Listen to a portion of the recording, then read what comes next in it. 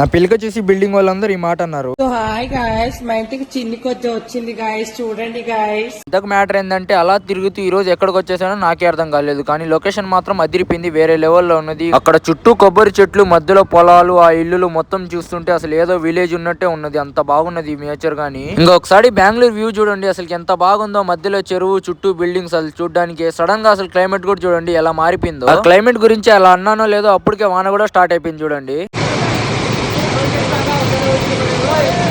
ఇంకా వర్షం పడి ఆగిపోయిన తర్వాత వర్షంకి తగ్గట్టు వేడి వేడి టీ ఒకటి లాగిచ్చారు. ఈ మధ్య నేనున్న ఏరియాని చూడండి కొంచెం చర్చ్ గా మార్చేస్తున్నారు. అక్కడ నుంచి రూమ్ కి వెళ్తే తెలిసింది మన యాప్ గార్డ్ దగ్గరకు వచ్చి ఎవరో అమ్మాయి ప్రపోజ్ చేసిందంట. మా ఫ్రెండ్ నన్ను అడుగుతుండో ఆ అమ్మాయి ప్రపోజల్ యాక్సెప్ట్ చేయాలా వద్దా అని చెప్పేసి. ఇంకా నా తరపు నుంచి మీ అందరికీ హ్యాపీ ఇండిపెండెన్స్ డే.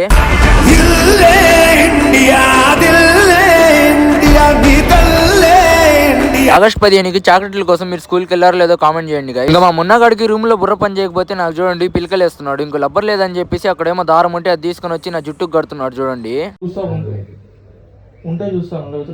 ఇంకా పిలకతో పాటు నా ఫైనల్ లుక్ ఎలాగుందో కామెంట్ చేయండి. ఇంకా పిలక బిల్డింగ్ వాళ్ళకి అందరూ చూపిద్దామని చెప్పేసి ఇంకా రూమ్ లోంచి బయటకి అయితే వెళ్ళిపోయాను. ఇంకా మీ బంగారమైన చేతితో ఫాలో, లైక్ అండ్ సబ్స్క్రైబ్ చేసుకోండి. ఉంటా మరి.